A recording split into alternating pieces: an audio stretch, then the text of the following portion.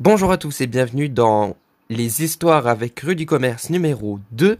Et aujourd'hui, petite surprise venant de mon water cooling qui a quand même 2 ans. Et plus, un peu plus de 2 ans. Et ben, à mon avis, il m'a rendu l'âme. Et puis voilà, c'est tout. Fin de vidéo. Non, je plaisante. Alors, je vais vous expliquer qu'est-ce qui s'est passé avec mon water cooling. Et du coup, je vais vous montrer ce que j'ai fait comme remplacement de mon ventirad pour le moment, hein, pour voir si je peux avoir une réponse du SAV de Be Quiet. Hein. C'est un Be Quiet Silent Loop 240 mm. Donc, ce magnifique water cooling, on peut voir la magnifique trace de la pâte thermique en HD. Donc, ce water cooling a eu un problème suite à la carte mère que je lui alimentais. Hein. Donc là, on voit bien, c'est du 12 volts qu'il faut. Constant et pas en dessous, sinon on sait très bien que les pompes ça aime pas quand c'est sous-alimenté, voilà. Donc quand c'est sous-alimenté, une pompe ça aime pas du tout. Et ben à mon avis c'est ce qui s'est passé, parce que sur cette carte mère, j'adore faire ça, sur la carte mère Gigabyte Aorus Elite X570, un nom bien trop long, j'avais branché ça sur le CPU OPT, donc normalement c'est pour les pompes qui doivent être alimentées constamment. Elle a été alimentée, sous-alimentée. C'est-à-dire que je voyais sur le BIOS qu'il était sur le profil normal, donc comme un ventilateur, et que du coup, ça alimentait en dessous de ce qu'elle a besoin. Et vu qu'en plus, c'est une pompe, et puis voilà, ça me disait qu'il était à 1200 tours par minute, alors que normalement, c'est à 2400 tours par minute. Donc il y a clairement eu un souci avec ça, ce qui fait qu'il y a une partie qui est très chaude, le tuyau. Je crois que c'est ce tuyau là, est très chaud. Ici c'est très chaud, mais ici c'est complètement froid.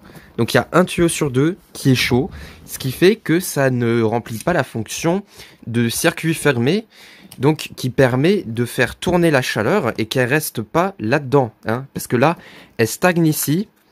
Et elle stagne au niveau de l'entrée ici. Donc c'est quand même assez problématique. Du coup, là, ici, ça chauffe pratiquement pas. Voire ça chauffe très, très lentement. Ici, c'est bouillant. Complètement bouillant. C'est très, très chaud. Et le tuyau est complètement chaud aussi. Et ce tuyau-là est complètement froid. Donc là, je suis très dégoûté. Ça m'a coûté quand même 130 € ce water cooling. Il aura fait 2 ans. J'ai vu qu'il y en a, ça a fait 3 mois parce qu'il y avait la pompe qui faisait un bruit infernal.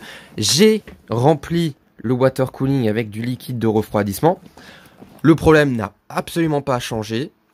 Donc là, je suis complètement déçu. Je pense que je vais arrêter les water cooling. C'est une vraie daube. Hein, tout le monde le dit. Electronic Arts l'a dit. Hein, les water cooling, quand c'est pas une fuite qui a un problème, c'est avec autre chose. Et puis, ça coûte plus cher et pourtant, ça refroidit autant qu'un ventirad classique. Voilà, je viens de démonter mon water cooling et voilà l'état dans lequel il est. Je comprends mieux pourquoi il fonctionne plus et que l'eau reste complètement bloquée, qu'il n'y a rien du tout de sorti, hein, parce que j'ai tout démonté, voilà, hein, avec une pince et tout. Et pareil pour comment on appelle ça? Le truc là qui entoure, le truc en caoutchouc là, un isolant, enfin bref. Pareil, il est complètement vert.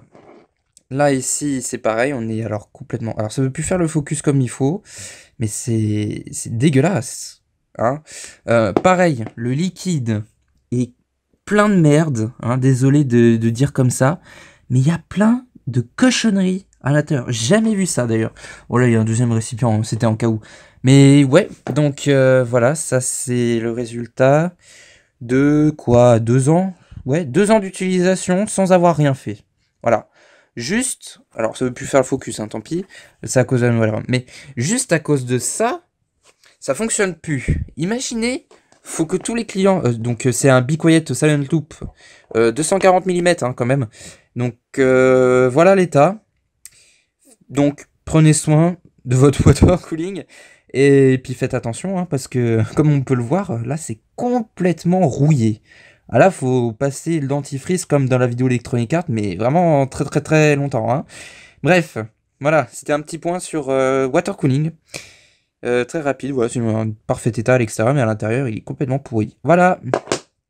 Voici après nettoyage ce que normalement cela doit donner. Voilà, donc c'est un truc totalement brillant. Voilà, ça se reflète de partout. Il n'y a aucune trace verte qui doit être apparente. Et donc là, pareil, hein, ça doit être complètement noir, hein, pas du vert dessus non plus. Donc voilà, le water cooling a été nettoyé, on va dire, hein, la plaque ici. Donc maintenant il ne reste plus qu'à tout remonter en espérant que ça refonctionne de nouveau. Donc le water cooling refonctionne de nouveau avec la nouvelle configuration parce qu'il y a eu un bon bout de temps avant que la vidéo soit montée et tout ça. Donc voilà, il est en place, oui c'est un setup complètement pété, mais je m'en fous complet parce que au final ça fonctionne. On est à 35 degrés, là où je suis au repos. Je suis en train de faire le montage de la vidéo d'ailleurs comme on peut le voir. Et c'est génial, franchement. Et puis en plus, là, j'ai mis un voltage à 1,3 volts, voilà, au niveau de AMD Ryzen Master. C'est plutôt pas mal, hein. Voilà, on va pas se le cacher. Donc du coup, le water cooling fonctionne. Et puis du coup, bah voilà, c'est la fin de la vidéo. Merci de l'avoir regardé. Normalement, c'était censé être une vidéo qui dure plus longtemps, comme on peut le voir avec la timeline. Il y en a encore là-haut. Mais ce sera pour une autre vidéo. Faites attention tout le monde. Water cooling, déjà monté ne veut pas dire que ça va durer une éternité avant de le nettoyer. Et oui, il faut faire attention, faut nettoyer, voilà, son water cooling, parce qu'on passe d'un état tout pourri à un état nickel.